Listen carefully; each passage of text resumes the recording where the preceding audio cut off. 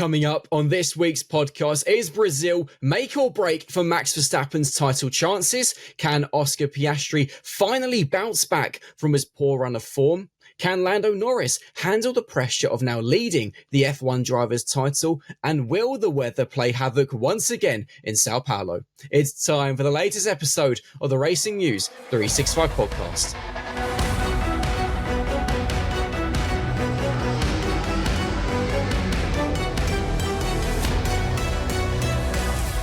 Hello and welcome to the latest episode of the Racing News 365 podcast, looking ahead to this weekend's São Paulo Grand Prix.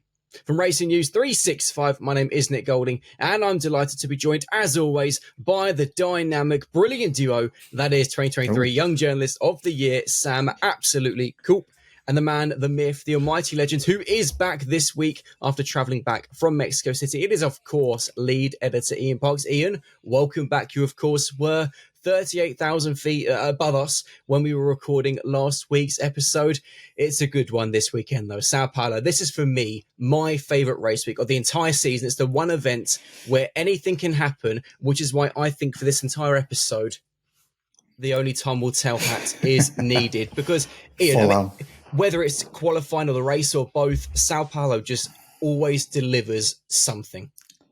Yeah, before we get on to that, I'm going to refer to last week's podcast with you guys and Fergal, who stood in for me superbly. Thank you very much, Fergal. And you discussed the possibility of me doing the podcast at 38,000 feet in the air. Guys, that is nigh on impossible to do.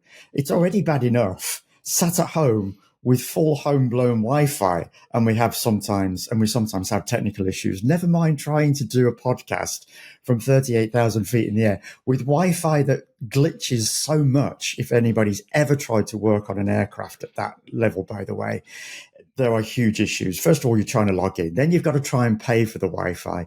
Then you've actually got to try and stay connected to the Wi-Fi to do whatever you need to do. But trying to do a podcast and to upload it afterwards, never going to happen in a million years. Nice idea. And it would be quite cool, wouldn't it? Although I think I'd really bother the person sat next to me if I was talking for 40 odd minutes. But anyway, yes. Moving swiftly on. Sorry, Sam, you can come in a second. São Paulo, absolutely. I mean, if we get a repeat of last year, now that would be something else. That was just the most seismic weekend that we, certainly as a team on Racing News 365, encountered, because we had just articles coming out of our ears all day that one day on Sunday, because we had both the sprint and the Grand Prix on the same day. It was unbelievable day. Massive page views across that day as well. So what we give for a repeat of that this weekend will be something else. And hopefully, I just want a really good race weekend, because São Paulo always lends itself to that. Sorry, Sam, you can come in. No, all good. I was just going to say that what I was going to say last week on when we were talking about the podcast on the plane is just how irritated you'd be if the guy next to you was just doing a podcast, mid-flight. Yeah. It would be, I struggle with the normal behaviours of people on planes sometimes, let alone doing a podcast. So that was all I was going to add there. But I mean, the São Paulo Grand Prix is the epitome of expect the unexpected. As much of a sports cliche as that is, you just, me and Nick before this podcast were saying kind of running over a few of the talking points. You go, well, it's all just, this is why Nick's got his hound so early. It is all just only time will tell. Like trying to put a finger on something and go, this is what you can anticipate is just such. It's almost as impossible as doing a podcast on a plane. This Grand Prix is the definition of only time will tell for so many reasons, as we will discuss. But of course, we've got to begin with a fun question. Ian kind of hinted a little bit at this fun question in your intro, Ian, because when was the last time before last season's São Paulo Grand Prix did qualifying take place on the same day as the race? Oh, yeah, I said sprint race, didn't I? Sorry, it was qualifying, wasn't it? All good. It was qualifying, but it is all good. It's qualifying and the Grand Prix on the same day. So apologies, folks, if you don't start typing in the comment section knowing you got it wrong. Yes, I did get it wrong. I know that. Nick has just politely kind of corrected me as it was qualifying and Grand Prix on the same day. So yeah, It was, and it was also, if I'm not mistaken, it was also the earliest qualifying because it was at 7:30 local time in the morning, which was pretty staggering. So yeah, prior to last season, when was the last time qualifying took place on race day? Japan 2019. Sam? Or 2021. Yeah, I was going to say it's Japan. I don't think it was 20. Were we back in Japan by 2021? I don't think we were. I think it was 2022 when we returned to Japan. 2019, or there was certainly like in the early 2000s. There was I think it was up to 2004 in Japan. That was one I was thinking of, but it may well be 2019. But it was definitely Japan as far as I'm aware. Well, I'll put you out your misery because Ian was bang on the money. It was 2019 because of Typhoon Hagibis. I probably pronounced that absolutely wrong. You were there. I mean, it was an interesting weekend weather-wise. Whether we get something similar in Sao Paulo this weekend, I mean, it wasn't far off a typhoon last year with that massive dark cloud that came overhead. Who knows?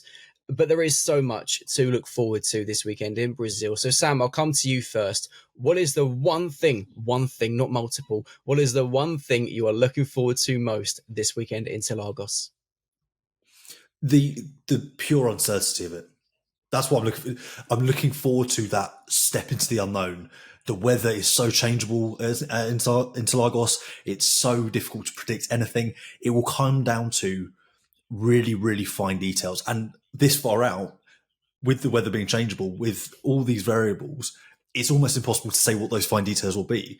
We're at the point of the season where Oscar Piastri, Lando Norris, Max Verstappen all have a race-winning car, and it will come down to who can execute the most or the best, who can keep their cool under the pressure. That's what I'm looking forward to. It is really coming down to that psychological battle. It's not necessarily about the car week in, week out at this stage because they are looking at it pretty evenly matched. It'll be who can hold their nerve. So that's what I'm looking forward to this weekend. Ian, for you? Something similar. The sad thing is, looking at the early weather forecast, is that it's going to be a dry Sunday. But this is Sao Paulo, as Sam has pointed out. The weather is interchangeable. We are recording this on the Monday morning. And of course, we're 6 days away from that actual Grand Prix taking place. But as it stands, it's going to be a dry weekend. I hope not. I really do hope that the weather will play its part somewhere because, yes, it adds to that level of unpredictability, particularly around a circuit like Sao Paulo that we know Max Verstappen absolutely loves and has pretty much, bar one of the last five, I think it is, something like that, reigned supreme. He's finished first or second in 4 of the last 5 or 5 of the last 6, something along those lines. He's got a damn good record there. So I just really hope that the title race tightens up even more again. Because as you and I were discussing, Nick, before we came on air, that given the position of both Lando and Oscar in the championship table with 1 point separating those two drivers, if Max finishes behind either of those two, for the first time since the Dutch Grand Prix, when he lost ground to Oscar Piastri after finishing second to Oscar's first, he will lose ground again because pretty much every Grand Prix since then, he has made inroads into that championship lead. So I just want this title battle now. The way it's bubbled up over the second half of the season after the summer break to go all the way to the wire. And I'm really hoping Sao Paulo lends itself to that level of unpredictability that we've talked about, creates that element of chaos. But ultimately, we've still got the championship race going heavily into the last 3 races, potentially into the title decider in Abu Dhabi, because that would just be perfect conclusion to the season. Yeah, and for me, what I'm looking forward to most leads on from your point, Ian, and actually for me, this weekend is make or break for Max's title hopes because he cannot afford really to finish behind either McLaren driver. Because when you look at the final 3 rounds and after Sao Paulo, because you've obviously got Las Vegas, Qatar, Abu Dhabi, listening to Laurent Mekies and Andrea Stella, You would imagine Qatar and Abu Dhabi in particular are going to be very strong venues for McLaren. Las Vegas probably favours Max more, given it's such a low grip track, and it's another one where kind of anything can happen. This is then Sao Paulo, the other venue, where it's Max's big chance to score some points back on the McLaren pair, and he cannot afford to finish behind either. And it's worth pointing out that if you look back at last season's Sao Paulo Grand Prix, it was Oscar Piastri who claimed sprint pole and Lando who claimed pole for the Grand Prix. So it's not like Interlagos is a bad venue for McLaren either. It's somewhere they are strong, but they obviously lost points after a difficult Grand Prix because of the weather. This is a big chance for Max. He's going to need to be absolutely on it come rain or shine, which leads us into our first talking point, which is, of course, Max, because that is probably the big talking point, because we know what Max did last year, fighting back from 17th on the grid to win. Yes, of course, there were some drivers ahead of him who didn't start the race, so it meant that I think he really was 14th, but was technically 17th on the grid. Yeah. Max can't afford and to fall further behind now, the McLaren duo. He's been doing so well to make these inroads that it's gotten to this point now so late to the season where one small setback, that could be the end of everything. Yeah, it could be huge. And you rightly pointed out what McLaren achieved in qualifying last year, and it was only really the race where Max just delivered probably the best performance of his entire career in my book. I know many people might have a different opinion, but for me, that was just a consummate display of driving skill, perfection, and excellence in conditions that just were a real problem for the majority of the field around him. He was just on another level that day. But yes, the McLarens did get both the pole positions in the sprint and the Grand Prix itself. And the key for Andrea Stella coming out of the last Grand Prix in Mexico City was that he was confident that he felt the car's level of performance was back to where it was previously before Max had gone on this run after the Dutch Grand Prix. So definitely when you consider that, if he feels that way, that performance is back in that car, then Max could have a very good, very difficult weekend in both qualifying sessions. But we know that RB21 is a cut above now this season compared to where it was, or certainly the second half of this season, compared to where it was pre-summer break. You would assume this is going to be a battle between the three of them for those pole positions and those race wins in both the sprint and the Grand Prix. But as you pointed out, Nick, yes, this is one of those now where Max cannot afford to lose ground, but that was always going to be the case. It's the same going into Las Vegas. It'll be the same going into Qatar. He can't afford to lose any ground. He's got to keep eating into the advantage that one or the other McLaren driver has held over him these past few Grand Prix. It's always been about trying to chip away, and obviously he chipped away considerably into what was a significant lead to Oscar Piastri before Lando Norris reclaimed that lead finally for him at the last Grand Prix Mexico City, albeit only by 1 point. So every single Grand Prix for Max, it's about he can't afford to lose ground, not just this one in Sao Paulo. And of course, he does have the benefit of it being a sprint weekend, so an added opportunity to get some points back on the McLaren duo. But when you look at the final four races, Sao Paulo is probably the only one where you could see some mixed weather. You could see a bit of rain, because if we see rain in Vegas, Qatar, and Abu Dhabi, I would be absolutely stunned. It's not impossible, but very unlikely. Yeah. So on that point, Sam, given that if it's dry, the McLarens should be pretty strong, as they were in the dry last season in Brazil. Does Max need some mixed weather to really, take the fight to Lando and Oscar to get back a significant number of points this weekend? I don't think he needs it, but I think if it comes, Max is the one that you'd be looking at to capitalize on that. He's the one that you would trust to, with Red Bull, get those calls right when it's crunch time, when the pressure's at its highest, partly because it has a proven track record, and McLaren, last year, fumbled a couple of those decisions. They didn't execute as well as they could have throughout the Grand Prix, but also McLaren trying to fight on two fronts.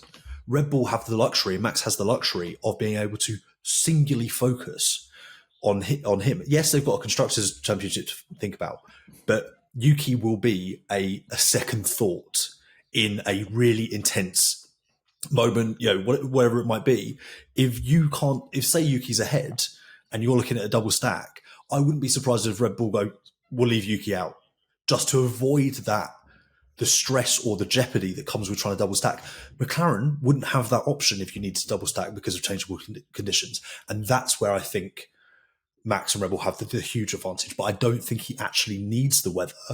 I think you can trust that Max will be there or thereabouts if the car permitting over the weekend in Interlagos, because he's proven, as Ian said, his track record there is superb.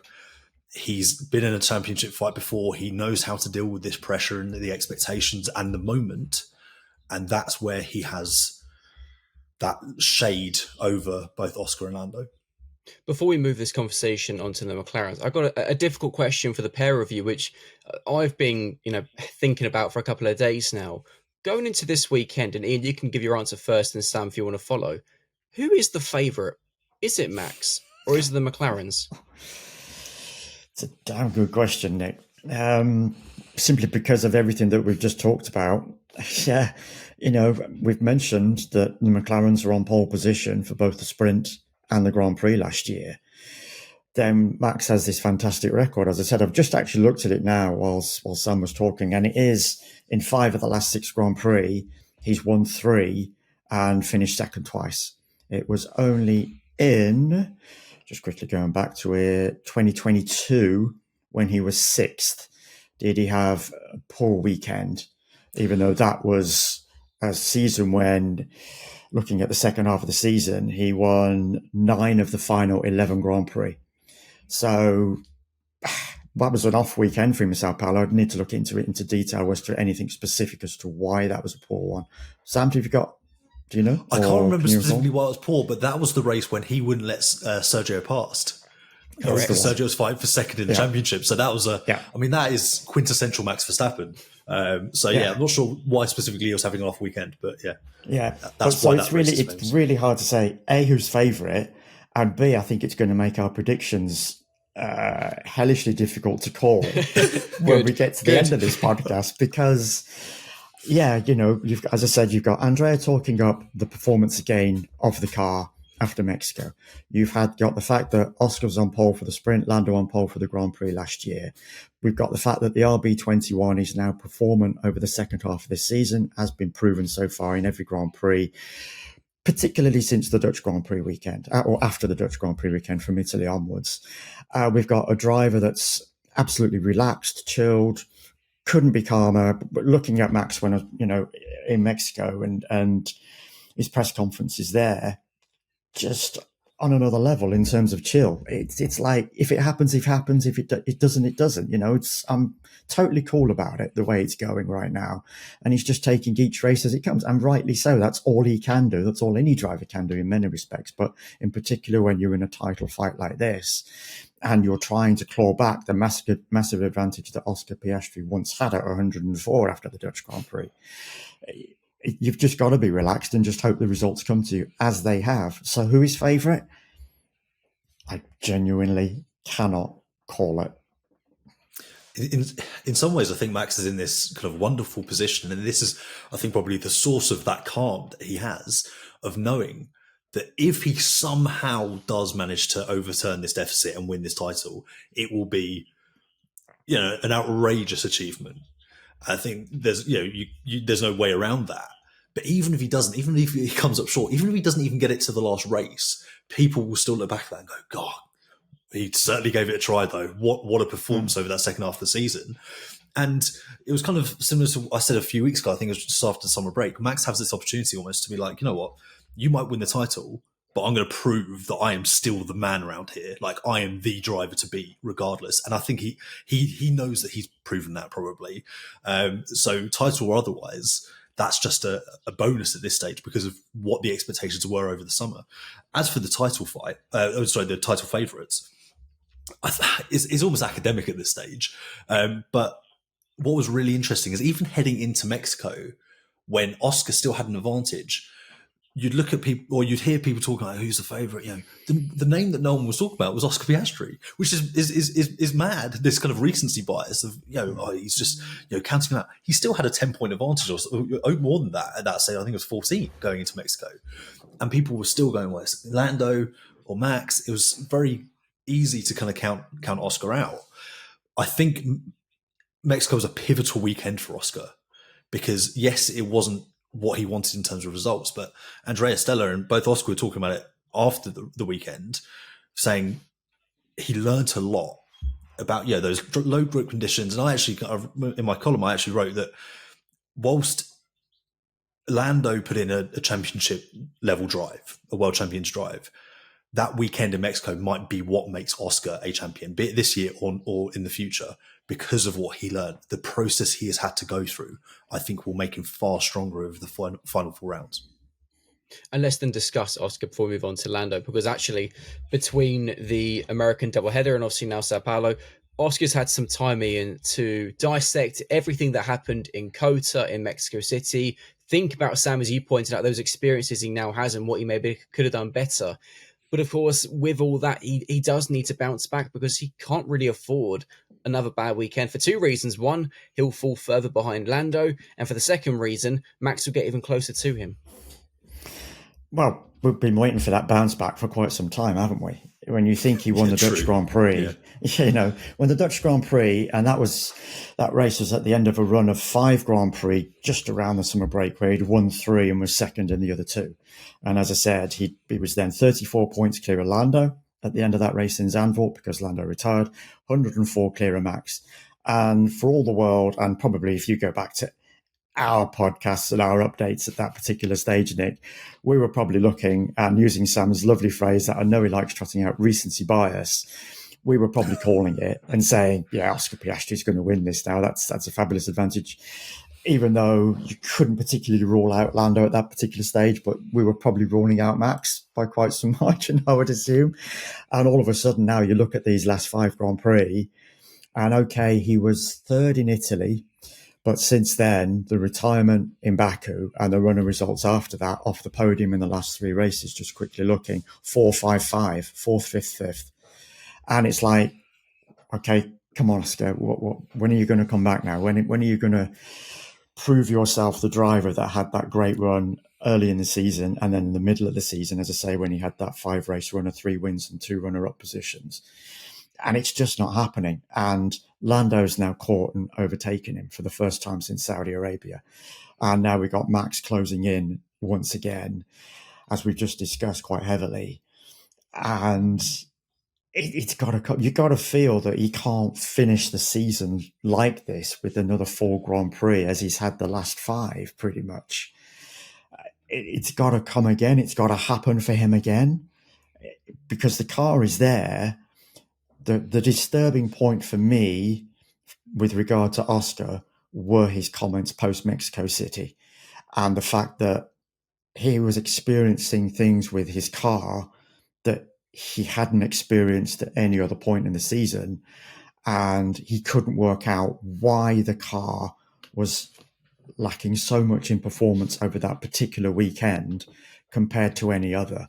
And the difference between Lando and Oscar was so marked over the course of that weekend that if you want to go on true recency bias and just look at the Mexico City Grand Prix, you've got to say that unless Oscar figures out what's going on with that MCL 39, then Lando's going to go on and win this title. But right now, you've got to hope that Oscar has got on top of those issues. He's had that time between Mexico and Brazil back in the simulator. I'm sure he's been at the factory in Woking on that simulator, deep diving with his engineers as to just why that car did not work for him on that particular occasion. But as I say, it's time for him to bounce back because otherwise he's going to be going into Qatar and Abu Dhabi, potentially cut adrift of Lando, because Lando will just go on and win Sao Paulo potentially and Las Vegas if the performance that he produced in Mexico City, which was all weekend superb, he manages to carry on into these next 2 races. Yeah, it'll be really interesting to see how Oscar does if he has understood what he was struggling with the car But what I'm also really interested to see if we move this conversation on to Lando is Lando, for the first time since way back early in the year, leads the F1 title. And with that, obviously, the pressure changes. He goes from being the hunter to now the hunted. And as we saw earlier this year, that's something he appeared to struggle with, Sam. And it's going to be fascinating to see now. And again, going back to experiences, what you've learned from, we're going to see what Lando learned from leading the title earlier this year and where he now has what it takes to handle that, that different type of pressure. Absolutely, and there you go. There's one. Hey, got him. It's been a while. It has been a while. I think what Lando will have learned more from is that considerable period. I think it was 15 rounds where he was the hunter. I think that's where he's had to do that soul searching and find those little things that are those marginal gains, like taking his lap time delta off for the Monaco Grand Prix, then puts in one of the laps of the year, one of the laps of his career to get pole in Monaco, something similar to Mexico. If you look at his qualifying since Monaco, it's been far better than it was beforehand. So it's those marginal gains that he's had to find. And I think that's been much more over the period where he's been trailing. And ultimately, we always talked about how this is going to come down to who makes the fewest mistakes. And really what was kind of implicitly said in that is, can Lando eradicate the mistakes? That was the main thing. Yes, his performance has slipped and he's started to have those errors creep into his weekends. But Lando always had that slight edge on pace. And that was kind of a general consensus across the paddock. And you're now seeing Lando be able to deliver that because he's freed himself of the mistakes. This now mentally, how resilient he will be over these final 4 rounds, that is crucial. But he has shown so much of that to just drag himself back in the fight. In some ways, he was probably has the advantage of knowing that what happened in Zandvoort was not his fault. It's not like he made a calamitous error and dropped 18 points because of it. He knows that wasn't his fault. So that's kind of freeing in itself. But it will be, how can he apply the lessons that he's learned over the last 15 rounds to a different scenario? And that is to be the hunted at this stage. I'm not sure he's going to, just to very quickly add, I'm not even sure he's going to feel like the hunted. It's 1 point. Yeah, true. If for argument's sake, Oscar wins the sprint on Saturday and Lando's second, they're tied on points, but it doesn't change anything. They're tied on points, but Oscar will actually have the title advantage because he's won more Grand Prix than Lando at this particular stage. So 1 point. And okay, he's in a hunted position for Max Verstappen, but that's been the case for Max for quite some time anyway. As we've discussed since the second half of the season started after the summer break. So he's been hunting down those guys. So as I say, I don't think the position really changes too much for Lando, given it's just a single point. But of course, the big factor, which obviously Lando spoke about a few races ago, was, can other drivers get involved in the fight between the McLarens, between Max? And we saw in Mexico City that Ferrari were that team who got involved in the fight. Of course, Charles Leclerc finishing in second, the Ferrari starting in second and third. Of course, Lewis ended up finishing towards the bottom of the top 10 of his 10-second time penalty. But nevertheless, it was an improved performance from Ferrari. We saw, obviously, Mercedes have had a couple of strong weekends in recent races. And if you look at where Ferrari have been strong this season, Charles Leclerc, of course, claimed that remarkable pole position back in Hungary, a circuit with one real straight, a bit like Interlagos, between turns 3 and 4. Yes, of course, the start-finish straight, it's got 2 left corners going along it, so it's a bit of a weird one to judge. But there's a lot of medium-speed corners between Hungaroring, between Interlagos. There's a lot of comparisons which can be made. Is this going to be a venue, do you think, Sam, where Ferrari could maybe get themselves in podium contention and into that mix with Max and the McLarens? Well, I mean, to borrow from Toto Wolff, you tell me.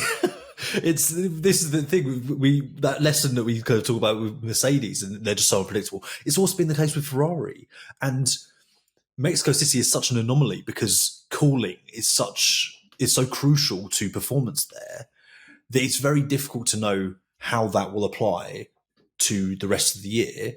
Ferrari may well have found found performance and found some of the answers that they've been lacking for a long time.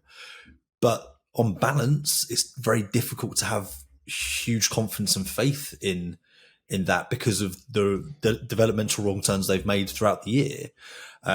When focusing on a rear suspension when they probably should have been focusing on aero gains. So I think a lot of it will come down to if there is weather, then that it's the great equalizer that provides opportunity there. I think without the weather, I think they're going to struggle to kind of get in between Max and the McLarens. You've also got Mercedes there as well, so I think they'll probably be squabbling with Mercedes more likely.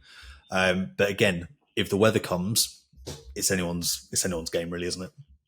And it's worth pointing out as well, congratulations to Charles Leclerc, because Charles and his partner revealed over the weekend that they are engaged. So a big congrats to them. Ian, this is also a significant weekend for Lewis Hamilton. He's obviously an honorary citizen of Brazil. So in an unusual way, like a second home race, but when it comes to the amount of support he receives, this is probably the second venue on the track in terms of the most support he gets behind Silverstone. This is a big weekend for Lewis, given the support he's going to have, given he still hasn't got that first Grand Prix podium for Ferrari. And if we get mixed weather, is Interlagos the place? For Ferrari? No, Ferrari hasn't had a good result at Interlagos since 2017, when Sebastian Vettel won there. It's actually got a really poor record. It's had one podium since then. Over the period of time. Just on to Lewis, it's remarkable how that support has changed for Lewis at Brazil over the past, since Lewis's time in Formula One. I remember going back to when Lewis started out in Formula One in the late noughties, and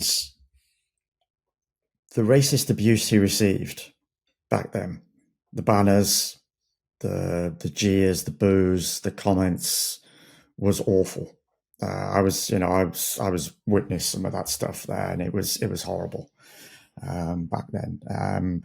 Obviously, you go to 2008, and of course the Felipe Massa title showdown when Lewis just pipped Felipe to that title, which of course is subject to the High Court case in London last week, which our good colleague Jake Nicholl has been covering for us. So we'll see what comes out of that and whether Felipe has got any kind of argument going forward that will take it to trial. But ultimately, Lewis has become a real icon for the Brazilian people over this period of time. As I say, over these past near 2 decades now, he's a hero.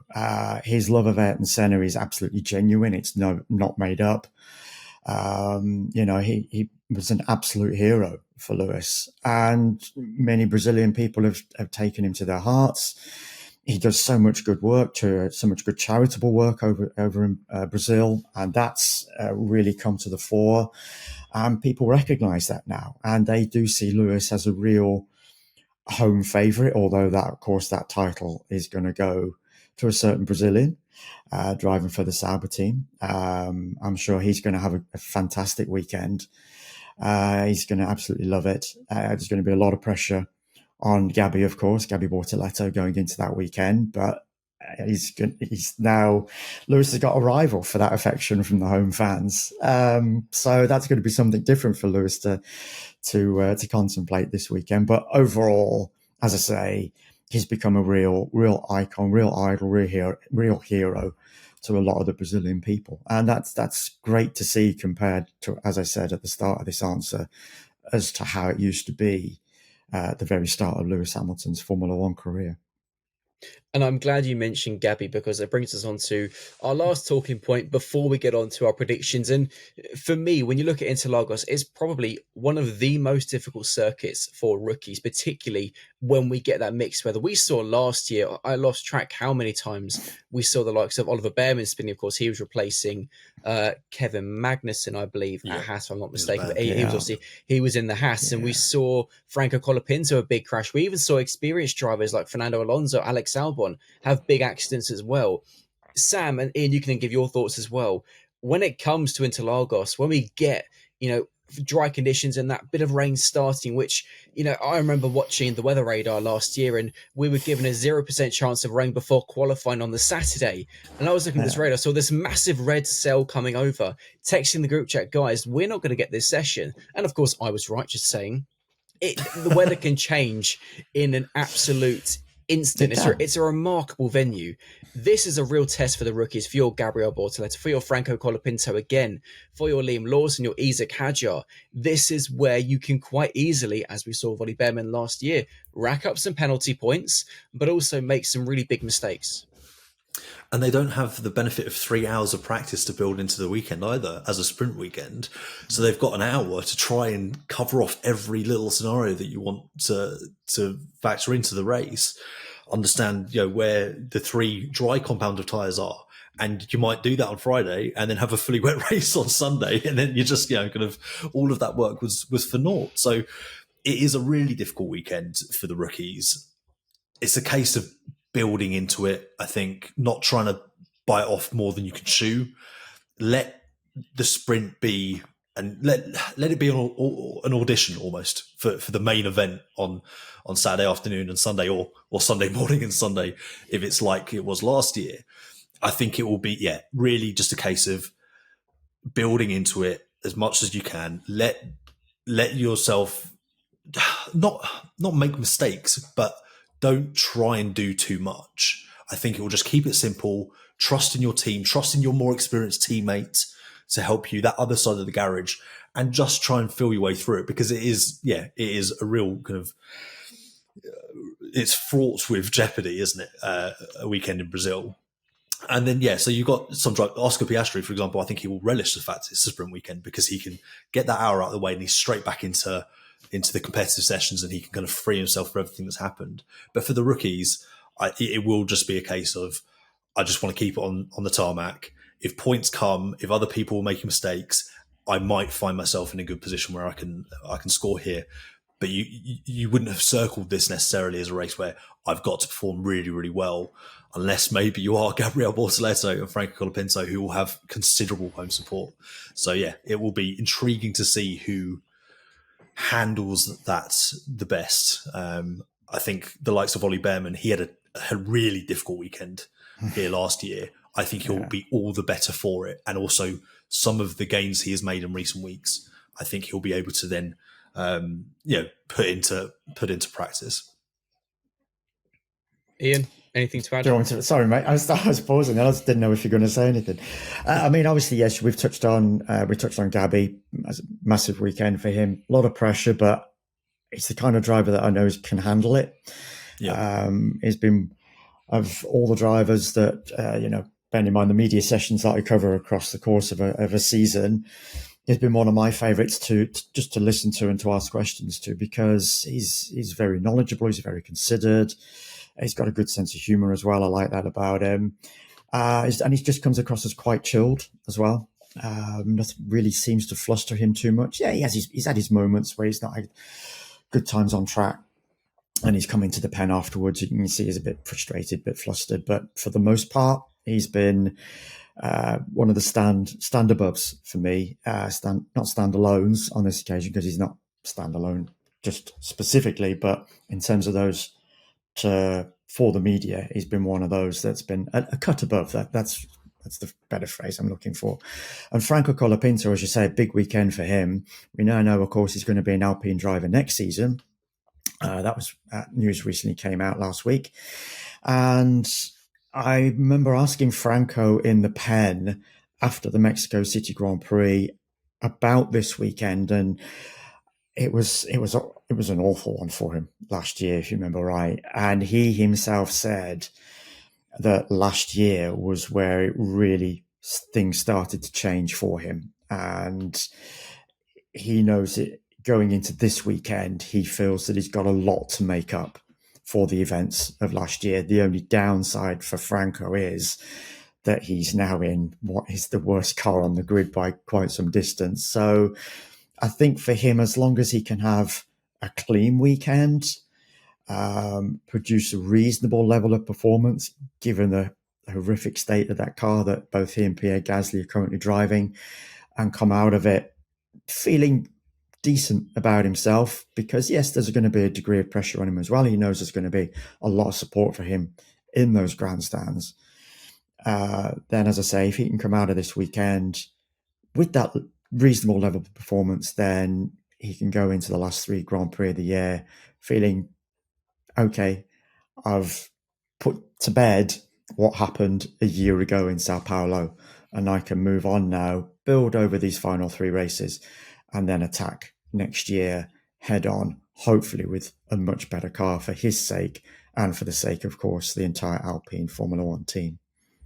Yeah, Sao Paulo is very much a venue where you can go from hero to zero in a second, which brings us on very nicely to our predictions for this weekend's Sao Paulo Grand Prix. And to quickly look back at Mexico, I was very much the zero because I got 0 points, whereas Richie from Czechia or the Czech Republic, who represented the fans, was the hero of the season, picking up 15 points, which is the highest individual score of the season so far, which has made some big change in the standings because it is Sam in last on 87 points. I am in third on 94. The fans are now second on 97, and Ian is in the lead on 116. So on that note, going from last to first, Sam, we'll start with you. What are your predictions for Interlagos? Okay, so let's get the obvious stuff out of the way. Yuki Tsunoda will finish 10th. Fastest pit stop, I think, will be Red Bull, be it Yuki or Max, either or. Fastest lap, I'm going to go Max. I think it just as an insurance policy, if there is weather, and the forecast is certainly kind of indicating that there will be, so I'm going to go Max for fastest lap, and then pole, Max win, Lando second, Oscar third.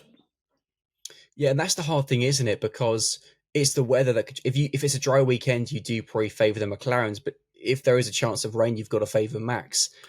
I have absolutely not. I'm in third, so I'll go next, and I generally don't know. I'm gonna go. Yeah, it's like that for this weekend. Yeah, I'm gonna go Lando pole, thinking it's going to be a dry qualify. Nice. I will go Lando pole. I will go Max win, Lando second, Russell third. I will go for Bortoletto P10, McLaren fastest pit stop, and Oscar Piastri fastest lap. Bit different. I will now go for the fans. So representing the fans, who are now in second, thanks to Richie. For this week, it is Bernd from Germany, who has predicted that it will be George Russell on pole position, Russell to win the race, Verstappen second, Charles Leclerc in third, Lando Norris to finish in 10th, Russell fastest lap, so a clean sweep for Russell, and a Ferrari fastest pit. So that's very interesting. I'm not going to judge bold, because Richie did so well. It's bold. It could work in the fans' favour. Ian, 2022 all over again. Yeah, there is that, but 2023 and 2024, Mercedes just hasn't performed around that circuit. And when you look at the recent results of Mercedes, that is a huge, bold prediction from our fan there. So brilliant stuff. Got to give him some kudos. Whether he can follow Richie's 15 points is another matter. So for me, as you said, Nick, and as we discussed right at the top of the shop, who's the favourite this weekend between the McLarens and the Red Bull? It's really hard to call. So I'm going to go, I'm going to go Lando pole, Lando race win, Max second, Oscar third, fastest lap, Max, fastest pit stop, Red Bull, 10th position. You'd stole my thunder with Gabby because I'm just home driver, so I'm going to go 10th place Gabby as well.